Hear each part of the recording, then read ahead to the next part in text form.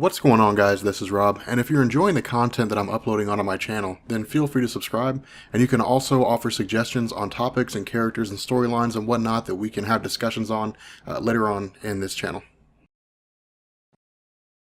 What's going on, guys? This is Rob, and I know that at the end of the video on how to kill the Juggernaut, I teased that Solomon Grundy would be the next video in the series, but actually we're going to push him back. After this, we're going to do Lobo, who's basically DC's version of Wolverine. But because of the fact that Logan gives us the first in-movie appearance of X-23, which is a momentous occasion, I figured we would celebrate this incredible moment by talking about how to kill X-23. So, for those of you guys who are not familiar with Laura Kinney, as always, I'll provide a brief description of her and her powers. But if you want a full rundown on her history, I have a character explanation on X-23 here on my channel, but I'm also going to be doing her origin story this coming weekend. So hopefully that'll help you guys to get a good understanding of what's going on with her character. Now, the most important thing to know is that X-23 is basically a clone that's made from a damaged DNA sample of Wolverine. Because of this, X-23 has all the same powers as Wolverine, including a regenerative healing factor, heightened senses, enhanced reflexes, speed, and endurance, as well as retractable boned claws. Now, unlike Wolverine, who has 3 claws on his hand, X-23 only has 2 claws on each hand and a claw in her foot. In addition to this, Wolverine has a complete adamantium skeleton. X-23 does not. Now, although she was initially created for the purpose of killing Wolverine, she would eventually become part of the X-Men and become a surrogate daughter to Wolverine himself. But due to the extensive and often brutal training that she received while she was at the facility, as well as the training she received from Wolverine, X-23 is an extremely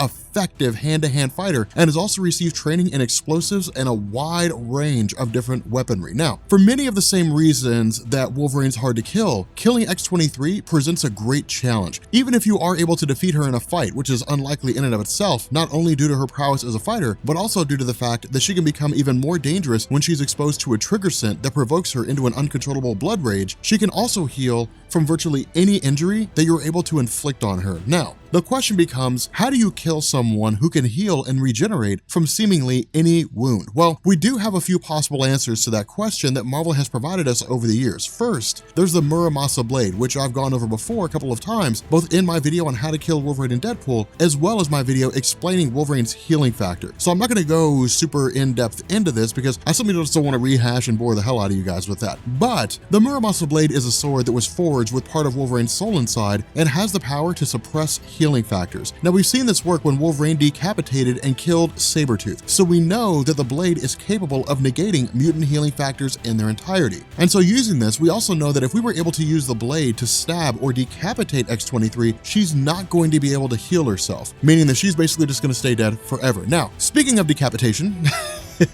that presents us with another opportunity even if we don't have the Muramasa Blade. While Wolverine's healing factor is extremely potent and he can heal and regenerate from some extremely traumatic injuries, one thing he cannot heal from is decapitation. And the reason that we know this is that when Charles Xavier developed his Xavier protocols, which are a set of contingencies to be enacted in the event that any of the X-Men become threats to the Earth's security, he suggests decapitating Wolverine as a way of elimination. Now, it's important to note that during this time, Wolverine was without his adamantium-coated skeleton, as it occurred after Magneto ripped the adamantium from his skeleton and before Apocalypse took the adamantium that coated Sabretooth's skeleton and bonded it to Wolverine's. And so with adamantium in place on Wolverine's skeleton, decapitation becomes extremely difficult because you'd effectively have to wedge the knife or wedge the sword in between his vertebrae in order to successfully pull it off. Basically meaning that unless you're like a surgeon going in to decapitate Wolverine, you're gonna have a very difficult time trying to kill him that way. And so what this does is make him virtually indestructible to physical harm. Now, X-23 does not pose the same challenge because only her claws, not her entire skeleton, are coated with adamantium. That makes decapitating her a whole lot easier, although it's also worth pointing out that part of the Xavier protocol for killing Wolverine was to decapitate him and then place his head and his body apart from each other. So that may be something that we would have to do with X-23 as well, or maybe Xavier's just suggesting that Wolverine could heal from decapitation if his head and his body were close enough together, but we don't really have a clear answer to that. Now, yet another way to kill X-23 exists in the form of a substance called Carbonadium. Now, Carbonadium is a metal that was created by the Soviet government when they were trying to create their own version of adamantium, and what they got was an extremely durable metal, although not as durable as adamantium, but it's also malleable and radioactive. Now, because of its radioactive qualities, Carbonadium is able to slow down healing factors. While this provides us with a possible avenue for killing X-23, it's not guaranteed to work. The reason why is because Wolverine and his son Daken have both been shot with bullets that were made from carbonadium and has survived, and their healing factors returned to normal after the bullets had been removed. So this might work, but we would probably have to use a lot of carbonadium in order to get the job done. Now, finally, a surefire way to kill X-23 would be to infect her with the same virus that Wolverine was infected with and that eventually led to his death. Now, I covered this in the video on how Wolverine's healing factor works, but this happens after Wolverine's healing factor is shut down by a virus from the microverse, which is basically a super small universe inside the main Marvel universe. But once that virus had taken hold of Wolverine and run its course, he becomes completely killable. Now, given that X-23's healing factor is an exact copy of Logan's, it's pretty clear that we could make X-23 killable by giving her this exact same virus. Now,